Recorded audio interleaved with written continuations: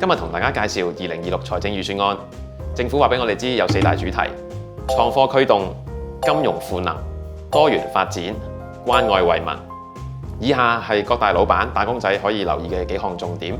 第一，薪俸稅、個人入息課稅、利得稅，今年嘅退稅上限將會由1500蚊倍增至3000蚊。第二，個人嘅入息免稅額將會增加到145000蚊。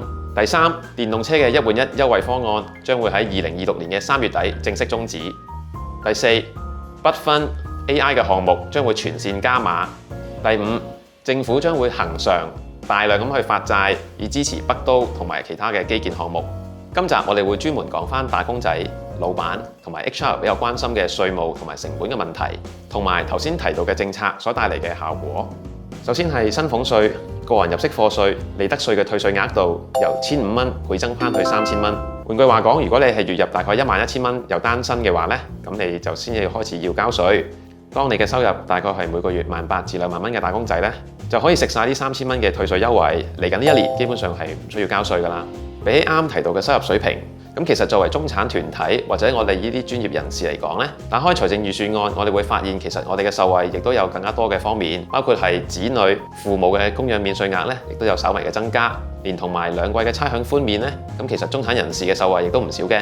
咁就老闆們嚟講呢，除咗頭先所提到嘅稅務寬減以外呢，政府呢就冇喺財政預算案再向老闆有其他嘅派糖優惠。咁但係對於中小企嚟講呢，雖然冇直接嘅派糖，但我哋可以睇返呢，其實喺不分中小企嘅擔保融資計劃，甚至係 AI 資助方面呢，仍然都有唔少機會等中小企嘅老闆去發掘㗎。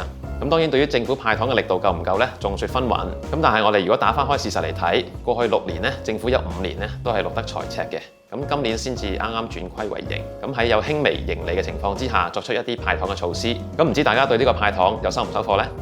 咁係啦，啱啱講到政府今年錄得盈餘，好大嘅收入其實係來自於政府喺上年嘅發債，就令到盤數睇落好似靚咗。咁大家留意返啦，未來5年呢，香港都會有陸陸續續唔同嘅基建項目上馬，亦都政府會有好多發債嘅項目會支持。2026年嘅預算案提到，政府喺未來5年呢，每年都會發債大概1500至到1950億，喺歷史上算係一個發債嘅數量新高。咁但係目的呢，就係為咗支持基建嘅發展，包括係北都、河套、科技園、創科區等等。咁換句話嚟講，政府就有額外嘅收入去支持買嘢同埋起嘢啦。咁我哋睇返究竟有咩行業會受惠呢？其實比較直接嘅當然係工程公司同埋建築業嘅行業啦。每逢要做一啲大型嘅基建項目，往往都係直接會受惠嘅行業。另外，政府喺做大型 project 嘅同時，少不免會有招標規劃嘅參與。咁做政府 project 嘅大公司，包括係 IT solutions 供應商、城規、環保顧問等等呢，亦都係會相對受惠嘅行業。另外呢，因為發債當然會涉及一啲金融、法律等等嘅相關專業行業嘅人士。咁喺每次發債嘅項目上面，政府亦都需要一啲專業嘅人士嘅意見，所以喺專業人士嘅方面亦都有一定嘅需求。然後當起好科技園、創科園區等等一啲基建項目之後，需要入駐嘅老闆，包括係創科、IT、AI 等等嘅行業呢，亦都會得到園區嘅辦公室空間，甚至乎係一啲園區嘅唔同資助項目。咁我個人嚟講呢，覺得呢份財政預算案係比較穩陣嘅。